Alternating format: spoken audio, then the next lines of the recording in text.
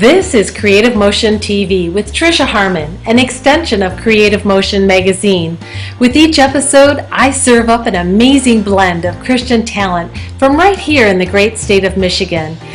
It's kind of like the extra whipped cream on your favorite caramel macchiato, without the guilt. Get ready, sit back, and drink it all in. You're going to enjoy every drop. So today we're talking with Jon Graham, an amazing man who has a lot to offer us as viewers, filmmakers, and producers. He himself is a filmmaker, producer, and even at the young age of 19 was a music minister. He's out of Georgia, but he has some ties with Michigan, so we can call him part of our tribe. And So welcome, Jon. It's so great to have you. Thank you, Trisha. What a joy to be in front of all my Michigander friends. There we go. And you actually did some work in Gaylord, and that's like Snowbelt up there. So that's my stomping grounds. I grew up at Higgins Lake.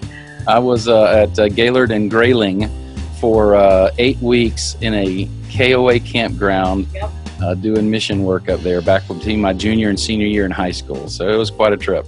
That's awesome. Well, thanks for joining us. Today we're going to be talking about an alternative way for Christians to influence the culture in our entertainment industry.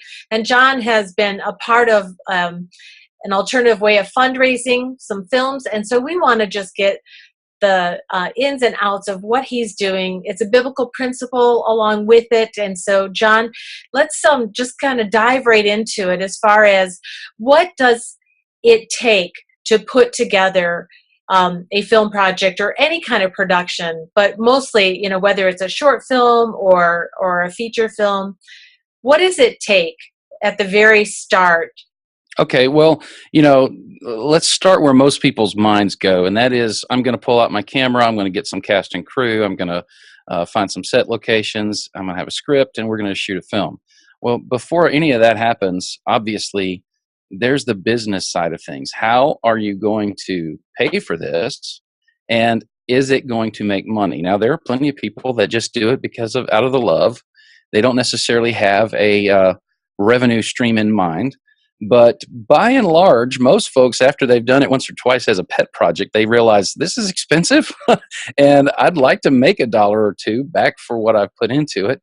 So you got to come up with how you're going to fund your film. Because ultimately, we don't just make it to put it on a shelf. We make it so that we can market it and distribute it. And a lot of times we want to enter it into a film festival or something like that. But the idea is to make a film so people can enjoy it, right? Exactly. And, there are particular production levels that you kind of need to get to the largest audience. I mean, Amazon, Netflix, those guys aren't going to put, even PureFlix, they're not going to put stuff on that is less than the quality they expect. And that requires some expertise and requires some money. So, I was faced with that similar kind of a situation. This is my first feature. And we don't have to get into the particulars of the feature, but it's $1 million budget. And which is a lot of people think I'm nuts for my very first time in the deep end, pulling out with $1 million budget film. But I knew that the story deserved the kind of budget that it could bring. So traditionally, to kind of get to your very first question, traditionally a lot of folks will start what's called a kind of traditional investment strategy, which would be a PPM, stands for Product Placement Memorandum. The subscription agreement goes along with that, which basically tells an investor that, here's all of our business stuff, here's why this is a good idea, here are reasons why it may not be a good idea, your risk factors and all that good stuff. And then, if they are a qualified investor, then they can invest in a traditional PPM. Well, that's code word for, do they have a lot of net worth? The SEC will allow you to pull in, I think, up to 20, 25, I can't remember the exact number, non-qualified investors. But there's a real caution in doing that because your testimony's on the line. You don't want to bring people in, your great-grandmother that's sitting on her retirement fund and living off of it, and she loves you and believes in you. You don't want to expose her to the potential of her losing all that money, Right. But go ahead. Well, I'm thinking, so are you talking about things like crowdfunder or GoFundMe, are you talking about those platforms necessarily, or are you talking about something more specific? Well, let me just there are basically, and there's a thousand ways to skin a cat, but there's four general categories of investment strategy or of how to pay for your film. One is self-funded. If you're sitting on a lot of money, somebody died and gave you a whole lot of money, you want to go do it, that's great. Go spend the money. You don't have to pay anybody back but yourself. And the second thing is a typical kind of crowdfund, Indiegogo, Kickstarter, GoFundMe. Those are donation based. You don't get a tax credit. You don't offer a tax credit. You're just getting their money and giving them some sort of a perk, a thank you of some kind. Then you move in kind of to the deeper water, and that was what I was talking about earlier, a PPM, where you've got a qualified investor who says, I can afford to lose this money. I certainly don't want to, but if it's not going to, bankrupt my household if I do. So I'm going to invest in your project, and we're going to work together to believe in the best. But then there's this fourth one that has just come online, and that's kind of what brings me to our conversation today. So what were some that you've already tried? Have you, as far like when you started out, what were some of the things that you tried, and what was I tried all four of them, and they all have their benefits and their drawbacks. Mm-hmm. Obviously, self-funding is the best. If you've got the money, do it. You are in total control. You don't have to answer to anybody for your project other than your own conscience. When it comes to a crowdfund, for one thing, I think the drawbacks of a typical crowdfund is everybody's crowdfunding for everything. My Facebook feed is littered with people that are raising $10, $15, $20 to go do a thing. Maybe it's a mission trip or a film or whatever.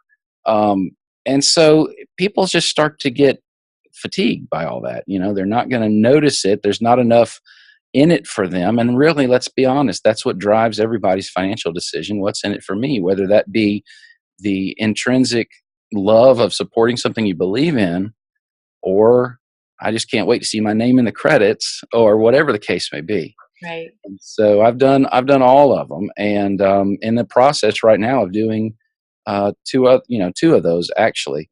And there is one other one I do want to mention, just so folks can ask me about that too, is what's called a fiscal sponsorship. There are 501c3 companies out there that if they take your project on, you can then have folks can give a donation to that company, and it kind of rolls through to your production budget. So that's another option. Again, it's just a tax write-off. Mm-hmm. There's no other promise of return on investment beyond that in that case. So you came to this point, and you have a personal story and this one movie. It's called Kind Katie. We want to just be able to mention that and tell us a little bit about what brought that all about. And well, okay, so I was getting my typical investment documents in place, and it wasn't long before I ran out of rich uncles and friends and folks that I felt like I could even sit down at the table with and say, hey, I got to raise $1 million. Are you in? It didn't take long. And so when I ran out of those names that were first on my mind, I was like, wow, this is frustrating. This is taking a while. And I saw something on my Facebook feed of a film called I'll Be Next Door for Christmas. Not a Christian film, just a secular, goofy comedy Christmas movie. And they were the first feature film to use regulation crowdfunding. So I was like, well, that's intriguing. So I investigated. I reached out to the producer. I got some questions answered and began my journey in regulation crowdfund. So what that is, in 2016, Congress passed the last phase of SEC new regulations under the Title III. Now, you don't have to get caught up in all those names, but regulation crowdfund essentially allows anybody to invest up to $2,200 in a calendar year, regardless of their income. And so they can do that. Now, if you make more than particular thresholds, you can invest more. So, but the bottom line is $2,200, up to $2,200 in a calendar year. When that happens, you put in place an investment repayment structure.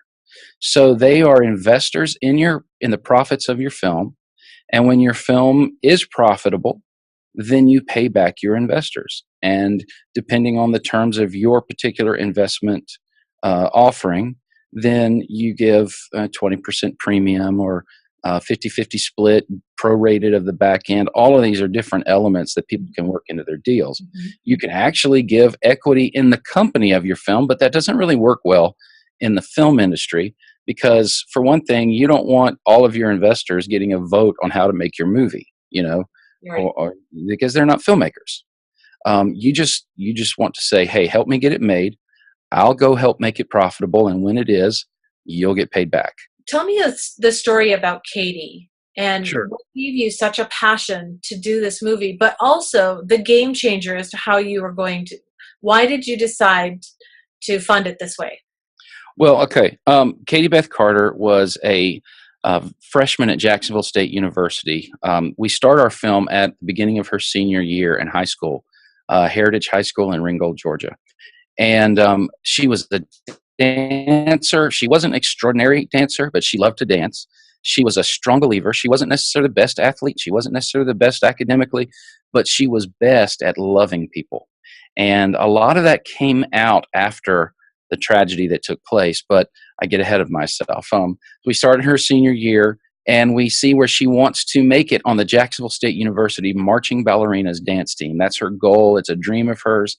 And she's also looking forward to the spring mission trip to Central America. Well, the audition and the mission trip happen at the same time in our story. Now, it didn't exactly go this way in real life. I should mention this is a real life story. But we don't know what choice she's going to make until we see her get off the van in Central America. And so we're like, oh, wow, she gave up her dream to go do something eternal with these kids. And that's awesome. Meanwhile, back in the States, the dance coach is calling her mom and saying, hey, why isn't she at her audition? Well, she went on this mission trip. Well, we're going to open up another opportunity for her, but it's going to be the day she gets back from Nicaragua. So she lands in Atlanta airport. Her parents meet her and say, we've got to go audition right now. She's like, what? She goes, she makes the team. It's the biggest moment of, her life. She goes through her summer learning all the routines and dances in one college game, and then goes home for Labor Day weekend. On her way back to school, she is tragically killed by an 18-wheeler. And, that's a terrible way to end the movie. But here's what happens. The high school classmates rallied around her legacy and raised $60,000. And they built a school in Nicaragua in her honor. Wow. And that school is in a little village called Thomas Borje, which is basically the town dump of Leon. And if you want to go see the documentary that we did about that, it's available at kindkatie.com. But because I saw how a huge community, Ringgold, Georgia is a tiny little town, but Chattanooga is right next door, Chattanooga, Tennessee, and then Jacksonville, Alabama, pretty much northwest Georgia, that whole triangle right through there was so impacted by her loss. I thought, I think there would be people that would want to help get this story told. I want to offer them something more than just a T-shirt. I would like to offer them a chance to participate in the profits of the film when that happens.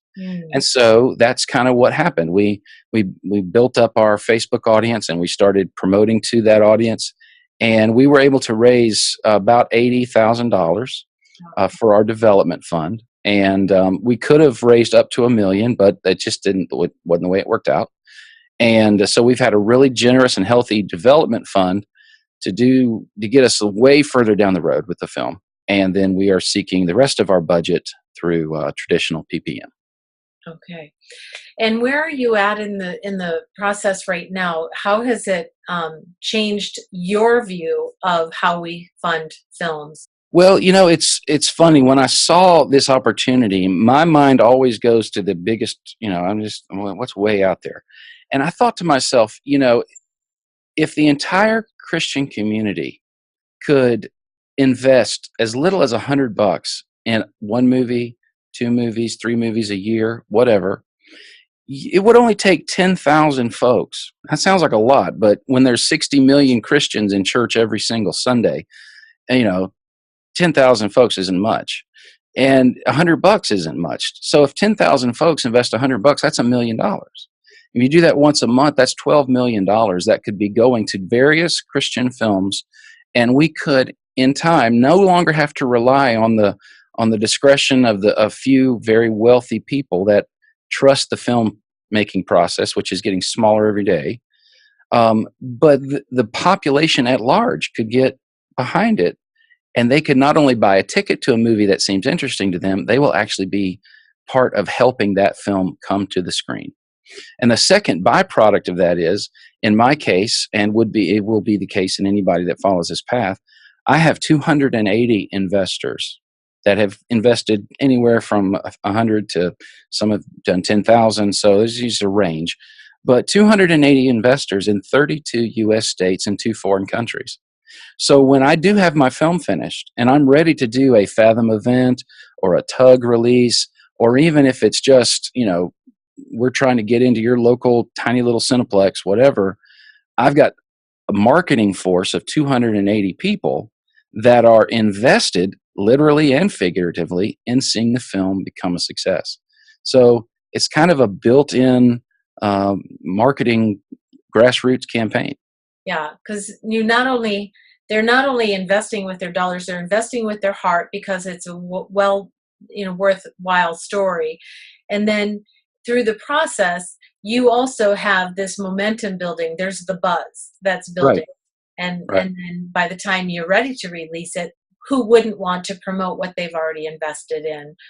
So I love that concept. So, and I'm sure a lot of our viewers are going to say, wow, I love this concept. So what next? Let me say that there are about 40 different portals where you can go to make this happen. Indiegogo has this as an option. Start Engine has it as an option. But the challenge is that those portals are mostly built around startup companies that are creating widgets, or they're creating software, or they're creating some sort of a service. They're not film kind of minded companies. So I was approached by a company called True Crowd, which is another one of these portals, and they said, we really feel like the faith-based film community could benefit by a faith-based film only portal. And I said, absolutely, because if I could go to the Christian community at large and say, hey, go find the future of faith-based films here. And so, you're checking out a Lifeway bookstore, whatever your Christian bookstore is called, or you're watching a website, or watching even a Christian broadcast, or listening to it. You get told that, and you're like, well, that sounds interesting. You go and you see all of these films that are in development. They're raising funds, and you find something you like. Not to mention the producers themselves bring their own crowds to their raises, just like a regular campaign. So that's what's in the works right now. I am building a portal called faithfilm.fund. And right now it's just kind of a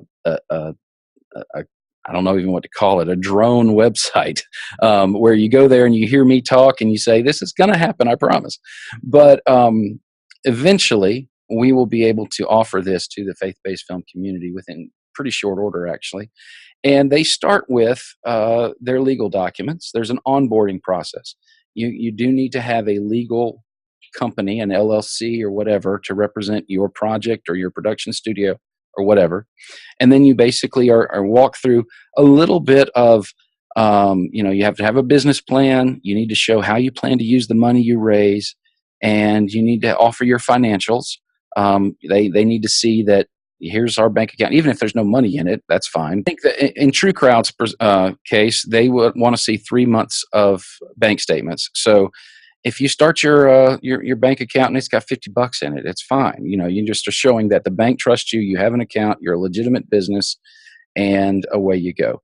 So you submit your financial documents. You decide how you want to structure your offering, and then that gets sent to the SEC. They through what's called a form. I think Form S, but it's a form that is filed with the SEC so that they know that you're doing this, and they can check up on you and make sure you're following the rules.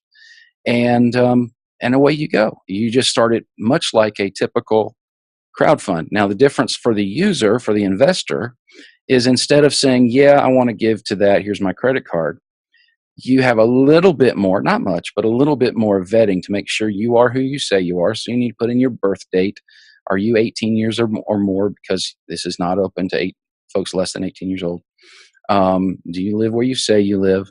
It's not that complicated. Again, it's just sometimes folks go, why do they need my birth date? Right. And so that's just what it's like for that side of things. So how did we promote our marketing? Yeah. We made a point to make sure that we had a good number of Facebook fans on our page, and we promoted through to our Facebook fans. We invited them to come to our a landing page and give us their email address so that we could pump email to them in that way. And every time, they can certainly bow out of the email thing. They can unsubscribe. We did general Facebook promotion. I have a man that volunteered he's the social media architect for Salem Communications, which is no small change. And Jeff was just so generous with his time, and he's available to help anybody that I work with in the future too. So, but we paid for Facebook ads, we paid for some Instagram ads and some Twitter ads, and yeah, there's a little bit of a marketing cost that you're having to understand, you're dealing with, but it's eventually gets you to where you have what you need. Let me interrupt you right there, because even in your Facebook marketing, what's your messaging? Are you promoting the movie and the story, and asking people if they are interested in being a part of the process? What is that messaging, so that it doesn't sound like you're just in it for you? Well, that's a great point. You want people to see what's in it for them, right? So I did to the general market. I didn't figure that they were going to necessarily care about my story, because they didn't grow up with Katie Beth. They didn't work with her on on her softball team. None of that kind of business. So for the general folks, I just wanted to say, look, and I have a pretty neat little ad that I can share with folks if they're interested. But it says, here's the Jones family. The Jones family loves going to the movies. So that's a family of 5. And by the end of it, between tickets, drinks, concessions, whatever, they have spent $100. Okay. And then I flipped the script, and the mom says, but Mrs. Jones heard about a film called Kind Katie, where her $100 could buy her a portion of the film. And when the film is successful, the movie will pay her. So, and then it says, you'll see her name in the credits, and I hope you can keep up with the Joneses. So a little, fun thing there. But basically, you want help people to understand that they're spending money on a movie anyway. Why don't they spend it before it's ever made, and they can get it back? That's a great concept. If a film is profitable. Yep. Yeah. Yep. And then again, you ended up having another opportunity to be able to tell a story about Kind Katie and let people start giving out of their heart, not just out of a desire to save money, or to, hey, that's kind of cool that I get to be a part of a big project like that. So that's really important to know, that when we are messaging, it's less about us and more about them. So I love that.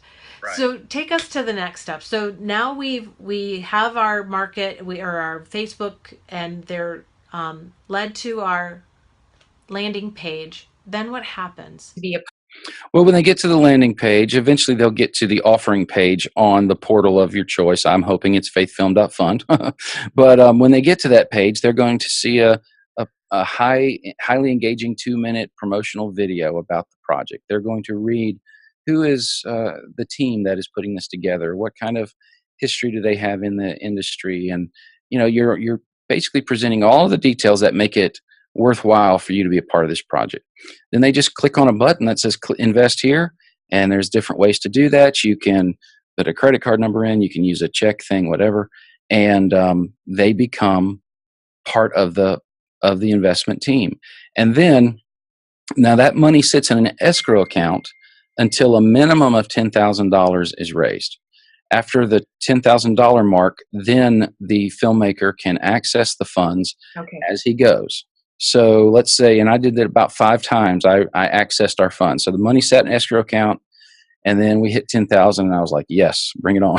Because we were needing to spend more money for promotion and legal fees. We needed access to the funds. So then we got to about 30,000. And so that's 20,000 I had not yet tapped into, and I was able to pull that in. And then we got to, 50,000. I was able to pull that in until our final close got to 81,000. Each time along the way, you're able to access the funds. And when you do that, it sends a message to all the investors that have not been completely cashed in, all right, and says, hey, we are seeking to do what's called a partial close, and we're going to access these funds. You have 48 hours to renege. Do you want to renege? Folks don't want to renege. They've already made the decision to make the investment, but they have the option at that point. Once that money has been pulled into your account, then they're fully vested investors. Is that limit based on like the $10,000? Is that based on the budget of your project, or is that a projects above $10,000? That's an SEC regulation. So nobody loses any money if the project does not go over $10,000 raised. So, most filmmakers are going to be able to get $10,000. It's just, that's what, $100 bills, Yeah. So. As you're progressing here, this is going to take way more than just your production and cast crew team. What kind of a team do you need to assemble in order to have the resources, but also the manpower to do what you're suggesting? Well, team is a good word, because really these things are a lot more successful when more people are in the captain's chair, because it is crowdfunding, and the more people that are invested in the team, in the process, that's a bigger crowd, right? You have your Facebook friends. I've got my Facebook friends. We can all work together to get them motivated. So it's important to know that if you're raising funds, you can't make a movie till you have the money, right? So you write in a script and you're doing a lot of the legwork, that's the pre-production or whatever, but you're not actually on set until you have the cash to pay people and build your sets or pay for your locations or whatever it is you need. And so up until that point, everybody really is smart to have a job as part of this raise. Okay. So maybe your job is you're an expert in Facebook ads, or you're creative in creating little posts, or whatever your thing is, or maybe you're an email marketing kind of a guy. You know how to write copy for an email that's going to generate results, or maybe you're just grassroots and you're connected to a lot of churches, and you can go into churches and speak on a Wednesday night or a Sunday night and say, hey guys, I really would love for you to help us make this project. Here's why. Here's a little clip. And you can invest by going to this website. So it's really whatever creativity folks can bring to the table, and we can help with those ideas as well. I'm glad you said that, because I'm thinking, people, when they don't see a trailer or a teaser or something, it's really difficult to try to sell something that they're not seeing. So you can, even the pre-production, put together some kind of teaser or something that they're going to be able to see. And I just remember that I was in a feature film, and before they even had it cast, they did these teasers, and it was just with people who knew this is where we're going. And so that's an option. I'm thinking that you would probably say, yes, do this. Yeah, in fact, it's kind of a requirement for the raise, is to have some sort of video that's going to communicate your story. And it doesn't have to necessarily be polished. It doesn't have to be with the nicest, Alexa cameras or any of that kind of business. It can just help people see the proof of concept. This is what we're hoping to accomplish. These are some of the actors that we've reached out to that are excited about the project, and we want to help make you, part of our investor team. That's awesome. And, like most of Michigan is a destination. It's not something that you just drive through. So Michigan really has taken a hit in filmmaking, and our goal and passion is to raise the standard in the industry. And this is a great way for doing it with an ethical approach of getting buy-in from like-minded believers about a project that's going to glorify the Lord. And obviously the profits and the economic benefits are all there, but it's really about raising that standard and not just doing something that the world does without any ethical standards, and taking the money and running, and then taking all the glory and credit for it. So Jon, thank you. This has been insightful, and I know we probably have a lot more questions. And so how can viewers get in touch with you, and how can they take a look at some of the examples that you have already on your website? Well, at the moment, we don't have any live examples. I can certainly show them my closed example. If they will go to our Facebook page, it's a closed group. You have to ask to join, but it is faithfilm.fund. So if you look for that group, and the dot, just like the website, is part of the Facebook address. And then there's several videos I've done there and some conversations going on there. You can go to the website, faithfilm.fund, and fill out your information or send a contact email or whatever, and we can start a dialogue there.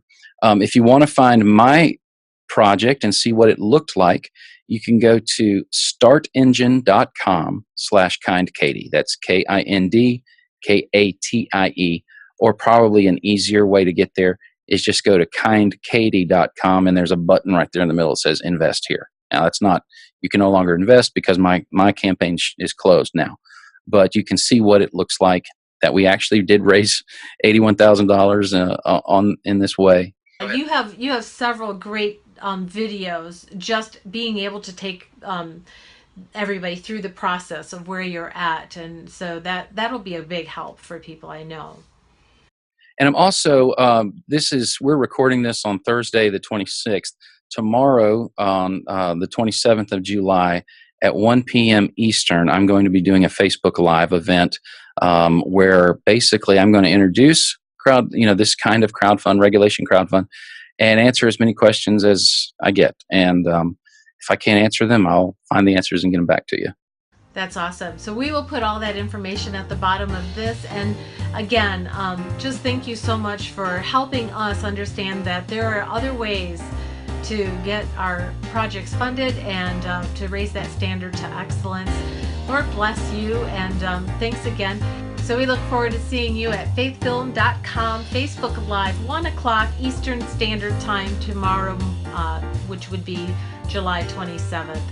Thanks for watching. Keep shining for the Lord, making great films excellent.